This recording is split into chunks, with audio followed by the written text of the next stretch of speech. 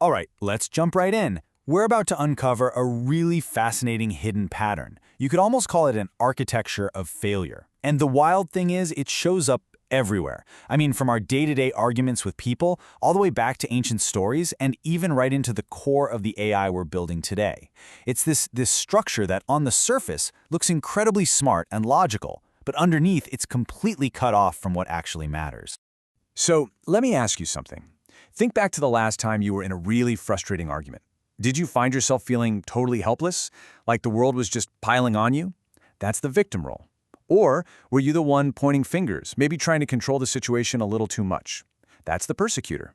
And then there's the rescuer, the one who swoops in to solve everyone else's problems, whether they ask for help or not. If any of that sounds even a little bit familiar, well, you've fallen into a trap that's as old as time. Yeah, there's actually a name for this. In psychology, it's called the Karpman drama triangle. It's this classic model for how dysfunctional relationships work, right?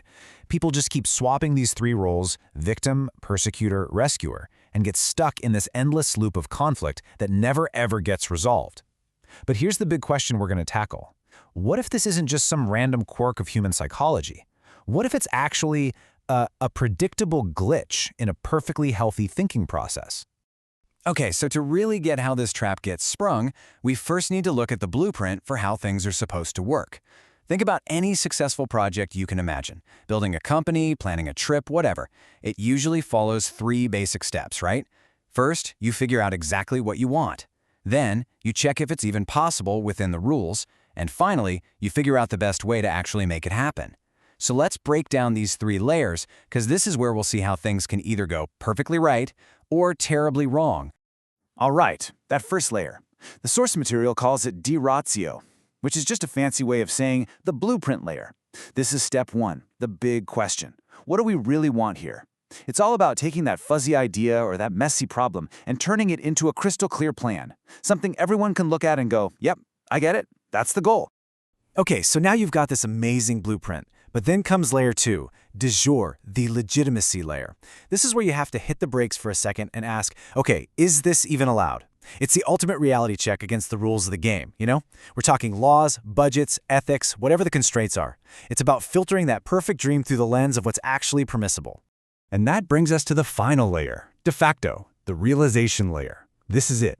This is where the rubber meets the road.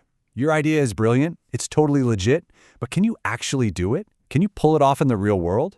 This is all about strategy, execution, timing. It's the nitty-gritty of making things happen in our messy, unpredictable reality. So when it's all working perfectly, the flow is just beautifully simple, right? You create the blueprint, you check it against the rules, then you make it real. DR, DJ, DF. This sequence, this discipline, is what stops us from, just running around aimlessly or getting so bogged down in rules that we forget what we were even trying to do. But what happens when that clean, healthy process breaks down? When the layers get all jumbled up and corrupted?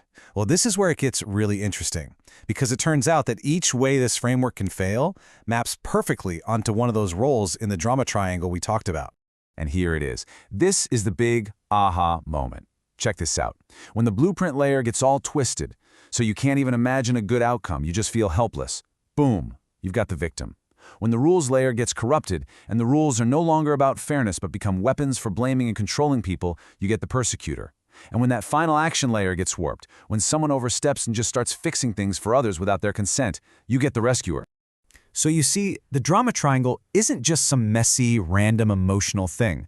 No, it's a predictable, almost mechanical breakdown in the fundamental architecture of problem solving. And understanding this reveals something incredibly deep about why we fail. It all comes down to one absolutely crucial distinction. Okay, this next part, this is the absolute heart of the whole thing.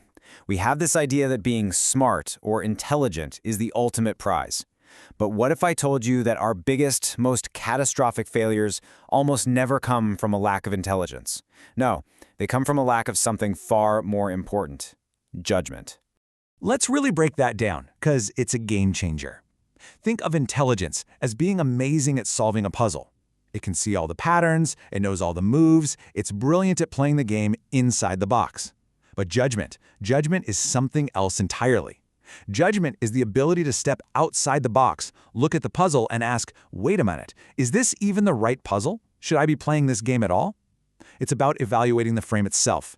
See, so many of our worst problems come from using our incredible intelligence on the completely wrong framework. The source material puts it perfectly. The human problem may not fundamentally be lack of intelligence. It may be misgoverned intelligence. And this weakness, this vulnerability in our judgment, it's not new. In fact, you could argue it's the oldest story in the book.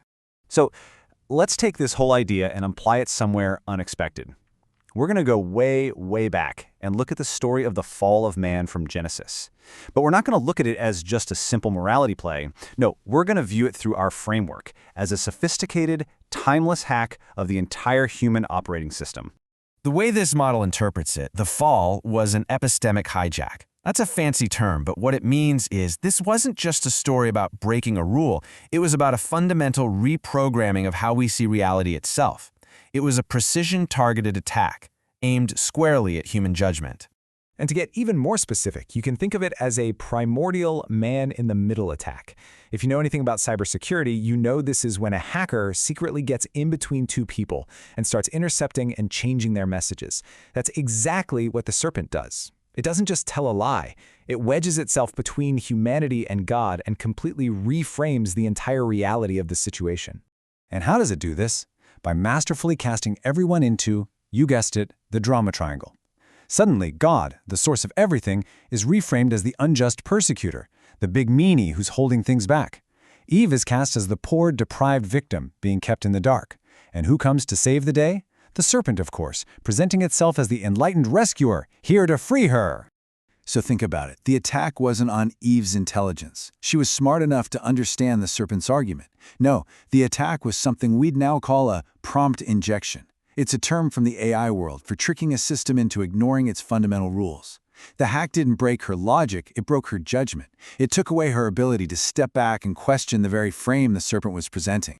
And this all leads to a final, pretty chilling concept, the creation of what the source calls dead structures.